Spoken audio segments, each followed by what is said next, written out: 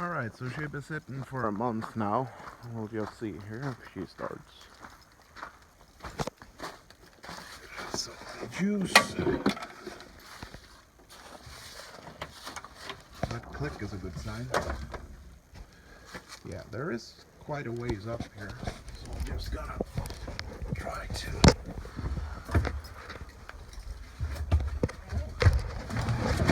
Woo! Yep.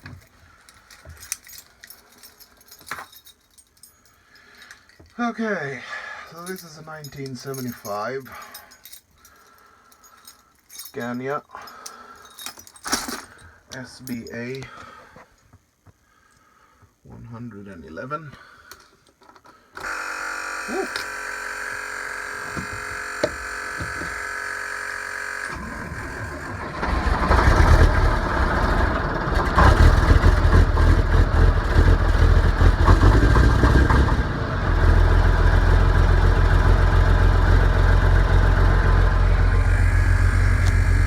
Wouldn't you know, she started.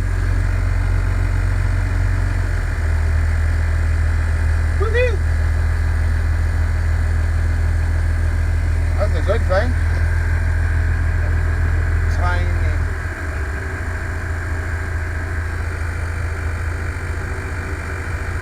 Yeah, that's about right. Now we just need to wait for the air pressure to move up a bit here.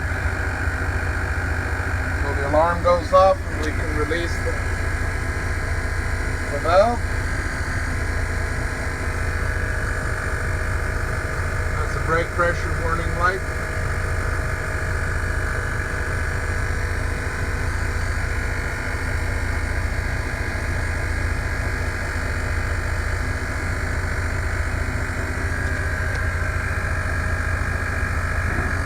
Woo. Good fix.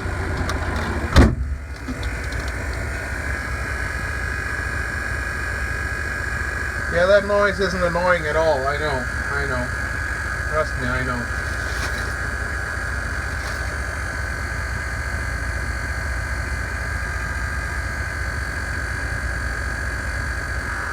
Now, for those who wonder, this here is the wheel, well, turning indicator, really. But it's disconnected now. It sits. There's a teethed wheel here, as you can see, and then this guy sits with a tab in here.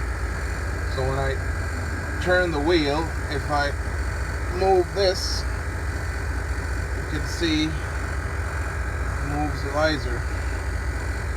So it's really for those off-road drivings when you don't know exactly, because you can't really see where your wheels are at. And then you could just look here, and then you can see where your wheels are pointing, and then you can, turn the steering wheel to go where you need. Now we're finally up in the, well, over the warning limit. You see the still got the ways to go to get an operating range.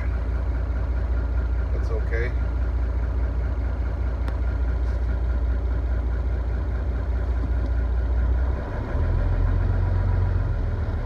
Pump is working quite alright. Yeah. Some idiot has mounted the float in the tank sideways. So instead of moving up and down, it goes side to side, which is kind of annoying.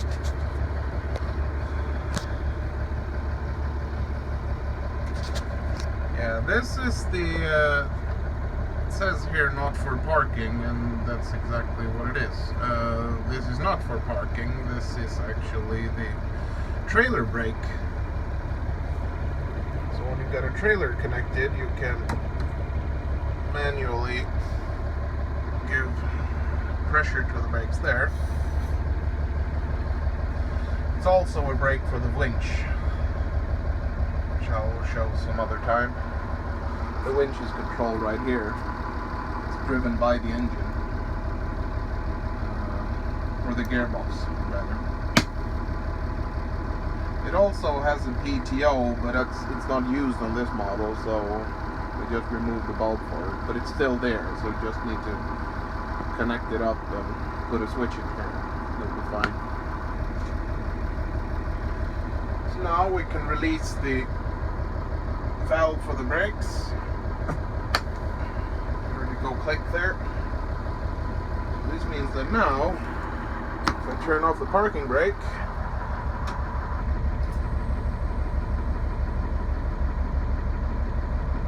we're parked good and tight now, so we won't roll, but there you go.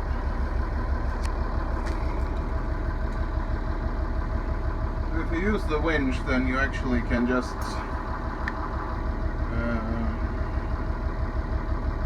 this is a switch for engaging the winch, and this is to disengage the transfer case, so that doesn't get any power to the wheels. So if you are winching yourself out of a ditch, then you just use this guy, and then you can use the winch to pull yourself back or front. You can pull the wire under the car. This guy is if you're winching someone else and you want to be standing still. Then you just disconnect the driving and you connect the winch, pull the parking brake, and just give her a boot throw, and then you'll pull anything off. It pulls 10 tons single wire. If you double up the wire, then you pull 20 tons. Here is the diff locks for the back and the front. And here is the front wheel drive you can engage. It's rear wheel drive usually. Put this in, you get 4-wheel drive.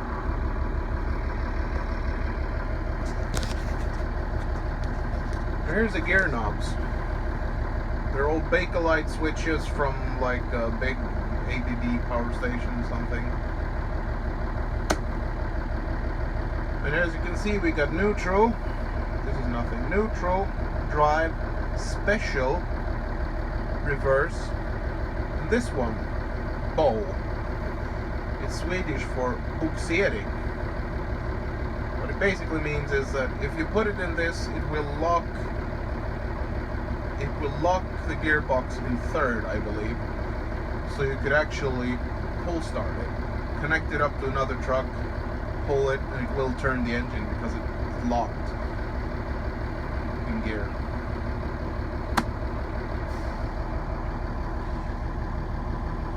Here's a low range box. So this stands for väg in Swedish, or road. And this is terräng in Swedish, which means terrain. So if I activate this, you can see it automatically lighted up the front wheel drive. So we are immediately in 4-wheel drive in terrain mode, whether we like it or not. Put it back in, turns it off. So use the winch.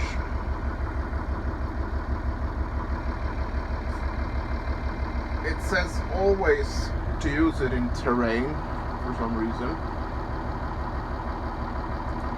And then you need to, well, I can't do it now because then I will literally pull the bull bar off. But you put this in terrain, you activate the winch, then you disconnect the drive, then you put this in D,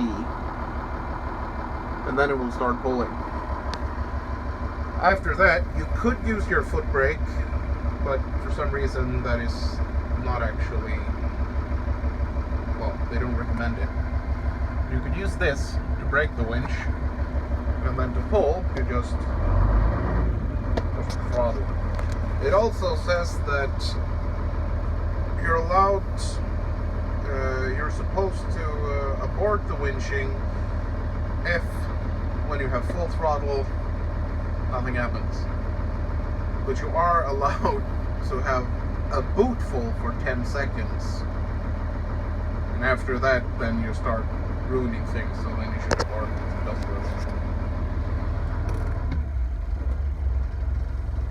That's more like it.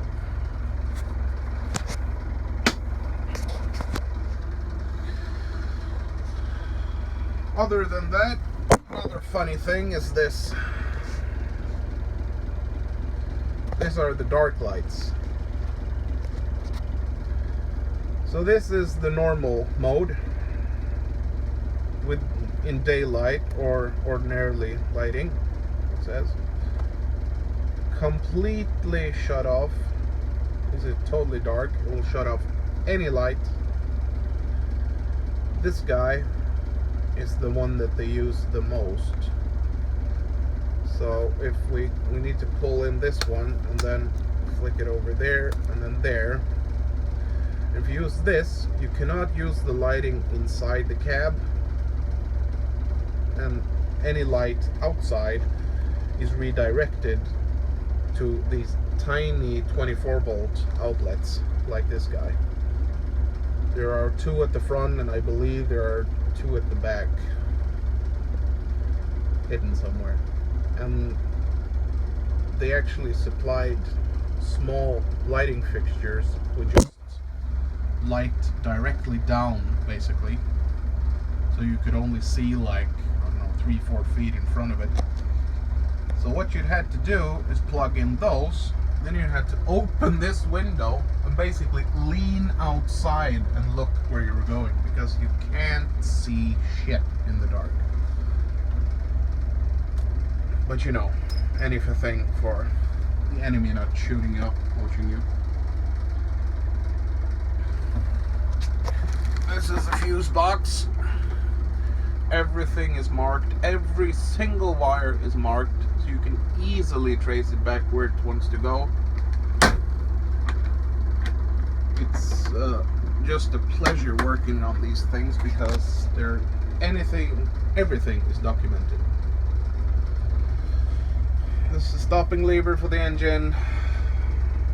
This is the hand throttle. Got the warning lights for the different stuff.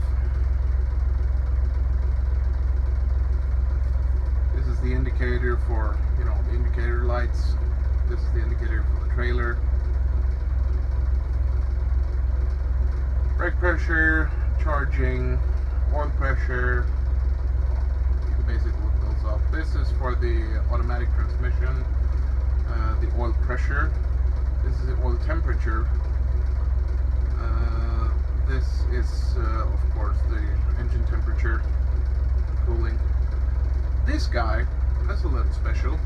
I'll show that feature sometime too. In front, basically, in front of this truck, there you can flip down a heat exchanger and use the old hand pumping blowtorch, and then you can just engage this guy, which is just a circulator pump for the engine coolant, and then you can use a blowtorch to heat up the engine so it starts easily, or, you know, just to keep it warm if you want. This is the automatic light switch, so if and when you plug in the, as you see, you don't have to turn the key, you just have to put it in. You use that one if you just want lights whenever you turn it off. Jesus, that scared the fucking crap out of me. So it works. You got the hazard lights, heater, instrument lighting, and that's basically it. We'll go over the other things next time. This one's a special feature. We'll look into that later too.